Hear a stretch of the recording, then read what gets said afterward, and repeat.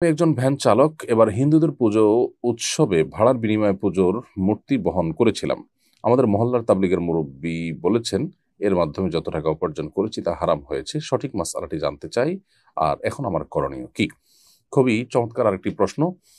আ হিন্দুদের পূজা উপলক্ষে একজন মুসলিম তাদের পুজো বা শিরকের কাজে প্রত্যক্ষ সহযোগিতার কোনো ভূমিকা অবতীর্ণ হতে পারেন না।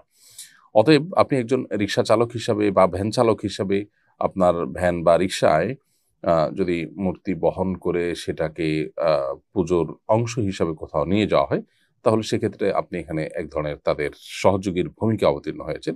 অনেক হিন্দু ভ্যান চালক আছেন বা অনেক হিন্দু গাড়ি মালিক আছেন। তারা এই কাজটি করতে পারেন। কিন্তু অ্যাজ এ মুসলিম এটি আপনার জন্য করা জায়েজ নয়। একজন হিন্দু তিনি এই কাজটি করতে পারেন বলতে এটা তার বিষয়। কিন্তু মুসলমান হিসাবে আপনার জন্য আপনি যেহেতু বিশ্বাস করেন যে শিরক আল্লাহর নিকট সবচেয়ে বড় অপরাধ, আপনি যদি কোরআনে বিশ্বাস করেন, আল্লাহ তাআলার নির্দেশ এবং নিষেধকে মেনে চলতে হবে সেটাতে বিশ্বাস করেন। সো আপনার ঈমানের আলোকে এই কাজটি আপনি করতে পারেন না।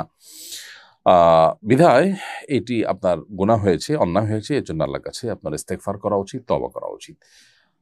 আল্লাহ সুবহানাহু ওয়া তাআলা কোরআনে কারিমে বলেছেন, তাআওয়ানু আলাল বিররি ওয়াত তাকওয়া ওয়া লা তাআওয়ানু আলাল ইসমি ওয়াল উদওয়ান। তোমরা ভালো কাজে, তাকওয়ার কাজে একে অন্যের সহযোগী হও, কিন্তু পাপ এবং সীমা লঙ্ঘনের কাজে কেউ কারোর সহযোগীর ভূমিকায় অবতীর্ণ হইও না।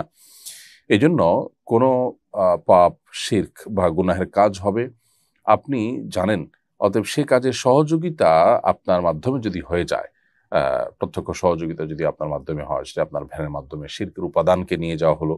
আপনি জানেন এটা দিয়ে শিরক করা হবে, তাহলে এটা প্রত্যক্ষ সহযোগীর ভূমিকা অবতীর্ণ হওয়ার মতোই। সো এটা আপনার জন্য জায়েজ হবে না এবং এর মাধ্যমে উপার্জিত যে টাকাটি আপনার হাতে এসেছে, হস্তগত হয়েছে, সেটা সাদাকা করে দিবেন গরিব দুঃখীদেরকে, এতিম মিসকিনদেরকে, এবং সেখানে আপনি নিজে দানের যে সওয়াব পাওয়ার কথা সেটা নিয়ত করবেন না।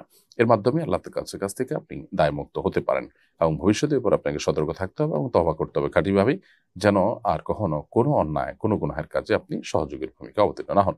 ব্যাপারটিকে আরো সহজে বোঝার জন্য আমরা একটা উদাহরণ দিতে পারি। সেটা হলো যে, ধরুন কেউ কাউকে খুন করতে যাচ্ছে, আপনি জানেন। এখন আ খুনির যেটা দিয়ে খুন করবে সে অস্ত্রটা আপনার ভারী এবং সেটা বহন করার জন্য তার দরকার, ভ্যান দরকার। তো আপনি আপনার ভ্যান ব্যবহার করতে দিলেন এবং ভাড়ার বিনিময়ে আপনি আপনার ভ্যান দিয়ে আ যা এই খুনিকে তার খুনের জায়গা পর্যন্ত নিয়ে দিয়ে আসলেন। ব্যাপারটা যেরকম অপরাধ, ব্যাপারটা যেরকম গুনাহ, ঠিক একইভাবে শিরক করা হবে আপনি জানেন, সেক্ষেত্রে শিরকের উপাদানকে বহন করাটাও গুনাহ হবে।